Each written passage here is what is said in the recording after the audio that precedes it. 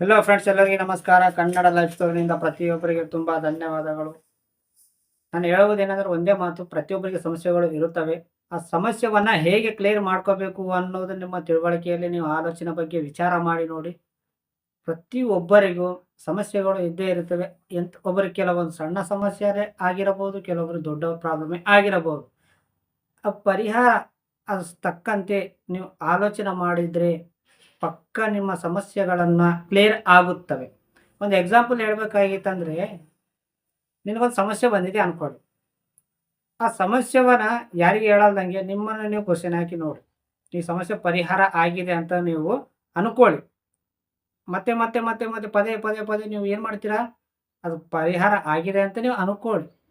ದಿನಾಲೂ ಅನ್ಕೊಳ್ಳಿ. ಅದು ಯಾವ ಥರನೇ ಆಗ್ಬಿಡ್ಲಿ, ಅದು ನಿನಗೆ ಸಮಸ್ಯೆ ಕ್ಲಿಯರ್ ಆಗಬೇಕು ತಾನೇ. ಜಸ್ಟ್ ಆ ಸಮಸ್ಯೆ ಕ್ಲಿಯರ್ ಆಗಿದೆ ಅಂತ ನೀವು ಅನ್ಕೊಂಡಾಗ ಮಾತ್ರ ಯಾವುದೋ ಒಂದು ರೂಪದಲ್ಲಿ ಬಂದು ನಿನ್ನ ಸಮಸ್ಯೆಯನ್ನು ಕ್ಲಿಯರ್ ಮಾಡುತ್ತೆ. ಒಂದು ವಿಚಾರ ನೀವು ಕರೆಕ್ಟಾಗಿ ಮಾಡ್ತಾ ಇಲ್ಲ. ನಿಮ್ಮ ಸಬ್ಕಾನ್ಷಿಯಸ್ ಮೈಂಡ್ ನೀವು ಏನು ಕೊಡುತ್ತೀರಾ ಅದೇ ತಗುತ್ತೆ. ನೀವು ಏನು ವಿಚಾರಗಳನ್ನು ಕೊಡ್ತೀರಾ ಅದೇ ತಗುತ್ತೆ. ಫಾರ್ ಎಕ್ಸಾಂಪಲ್ ನಿಮ್ಗೆ ಹೇಳ್ಬೇಕಾಗಿತ್ತಂದ್ರೆ, ನಿಮ್ಗೊಂದು ಸಮಸ್ಯೆ ಬಂದಿದೆ. ಆ ಸಮಸ್ಯೆಯನ್ನು ಹೇಗೆ ಕ್ಲಿಯರ್ ಮಾಡ್ಕೋಬೇಕಂತ ಅದು ನಿಮ್ಮ ಮನಸ್ಸಿನಲ್ಲಿ ಇದೆ. ಅದು ನೀವು ಯಾರ ಹತ್ರನೂ ಹೋಗಿ ಹೇಳ್ಕೊಂಡಾಗ ಅದು ಒಳ್ಳೇದಿರುತ್ತೋ ಕೆಟ್ಟದಿರುತ್ತೋ, ಸೊ ಅದು ನೀವು ಬೇರೆಯವ್ರಿಗೆ ಹೇಳಿದ್ರು ಕೂಡ ನಿಮ್ಮ ಬಗ್ಗೆ ಕೆಟ್ಟದಾಗಿ ಅನ್ಕೋತಾರೇನೋ, ಇಂಥವೆಲ್ಲ ನೂರಾರು ಡೌಟ್ ಇರುತ್ತವೆ. ಯಾರ ಮಾತು ಕೇಳೋಕ್ಕೆ ಹೋಗಬೇಡಿ. ಸ್ವಲ್ಪ ನೀವು ಧೈರ್ಯವಾಗಿ ಇರಿ. ಮನುಷ್ಯಗೆ ಬರಲ್ದೇನೆ ಇನ್ಯಾರಿಗೆ ಬರುತ್ತೆ? ಸಮಸ್ಯೆಗಳು, ಪ್ರಾಬ್ಲಮ್ಸು ಎಲ್ಲನೂ ಮನುಷ್ಯಗೆ ಬರುತ್ತೆ ಅಲ್ಲವ.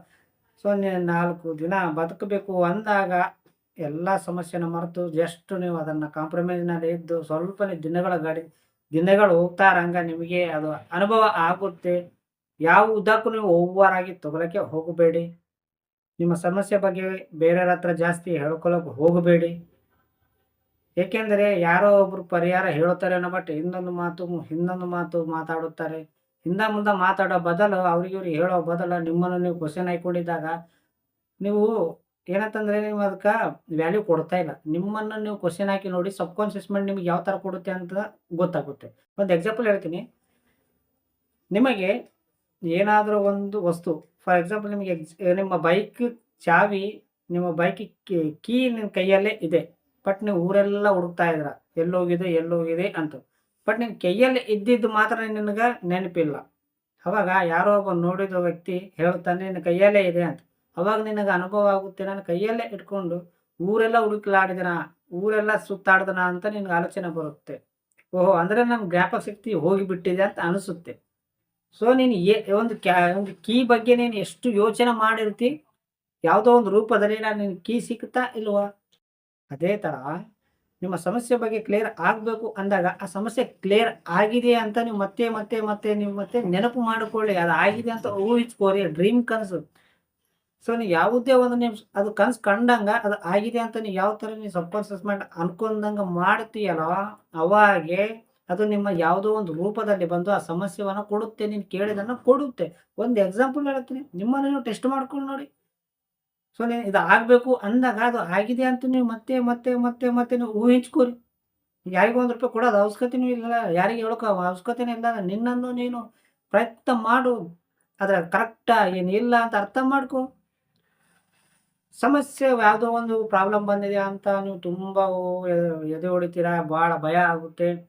ಆ ಭಯ 2-3 ದಿನ ಸ್ವಲ್ಪ ಇರುತ್ತೆ. ಅದು ಕಂಟ್ರೋಲ್ ಮಾಡ್ಕೊಂಡು ಇದ್ರೆ ಹಾಗೆ ಹೋಗುತ್ತಲ್ಲ. ಅದು ದೊಡ್ಡ ಜಗಳ ಮಾಡ್ಕೊಂಡು ಆ ಸಮಸ್ಯೆ ಬಗ್ಗೆ ನೂರಾರು ನೆಗೆಟಿವ್ ಥಿಂಕ್ಸ್ ಇಟ್ಕೊಂಡು ನೀವು ಚಿಂತೆ ಮಾಡಿದಾಗ ಏನಾದ್ರು ಆಗುತ್ತಾ?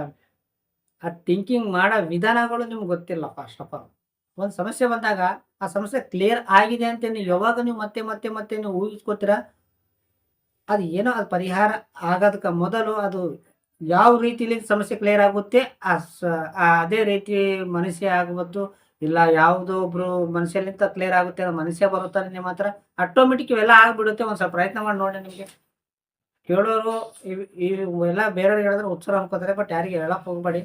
ನಿಮ್ಮ ನಿಮ್ಮ ಹತ್ರನೇ ಎಲ್ಲನೂ ಇದೆ. ಅದಕ್ಕೆ ಸ್ವಲ್ಪ ನೀವು ಕಂಟ್ರೋಲ್ನಲ್ಲಿ ಇಟ್ಕೊಳ್ಳಿ. ಯಾವುದೋ ಒಂದು ಸಮಸ್ಯೆ ಬಂದಾಗ ನೀವು ಹೆದರ್ಲಿಕ್ಕೆ ಹೋಗಬೇಡಿ. ಒಂದು ಸಾರಿ ಈ ಸಮಸ್ಯೆ ಬಂದಿದೆಯಲ್ಲ, ಆ ಸಮಸ್ಯೆಯನ್ನು ನೀವು ಅದು ಕ್ಲಿಯರ್ ಆಗಿದೆ ಮತ್ತೆ ಮತ್ತೆ ಕ್ವಶನ್ ಹಾಕಿದಾಗ ಸಬ್ಕಾನ್ಷಿಯಸ್ ಮೈಂಡ್ ಅನ್ನೋದು ನಿಮಗೆ ಒಳ್ಳೆ ದಾರಿ ಕೊಡುತ್ತೆ.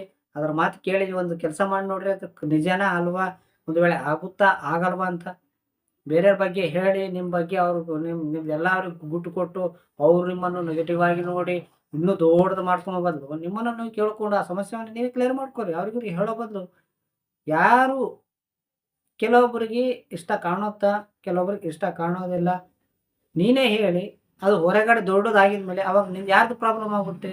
ಒಂದು ಸಮಸ್ಯೆವನ್ನು ನೀವು ಯಾರ ಹತ್ರ ಹೇಳ್ಕೊಂಡಾಗ ಆ ಸಮಸ್ಯೆ ಇನ್ನೂ ದೊಡ್ಡದಾಗಿದ್ದತೆ ನಿನಗೆ ಅವಾಗ ಕೋಪ ಬರುತ್ತೆ. ಯಾರ ಮೇಲೆ ಬರುತ್ತೆ? ನೀನೇ ಹೇಳಿದ ಆ ಸಮಸ್ಯೆವನ್ನು. ಅಲ್ಲಿವರೆಗೂ ಯಾರಿಗೆ ಗೊತ್ತೇ ಇಲ್ಲ. ಅದಕ್ಕೆ ಬೇರೆಯವ್ರಿಗೆ ಹೇಳೋದ ನಿನ್ನ ಸಮಸ್ಯೆ ನೀನೇ ಕ್ಲಿಯರ್ ಮಾಡ್ಕೋ. ಸೊ ನಿನ್ನೊಳಗಿನ ಇದ್ದ ಒಂದು ಒಳ್ಳೆ ರೀತಿಯಿಂದ ಇದ್ದಾನೆ ಅವನಿಗೆ ಕೇಳಿ ನೋಡು. ಅದು ನಿಮಗೆ ಪಕ್ಕ ಕೊಡುತ್ತೆ. ಸಮಸ್ಯೆವನ್ನ ಕ್ಲಿಯರ್ ಆಗುತ್ತೆ. ಈ ಸ್ಟೋರಿ ಪೂರ್ತಿ ಕೇಳಿದ ಪ್ರತಿಯೊಬ್ಬರಿಗೆ ತುಂಬಾ ಧನ್ಯವಾದಗಳು.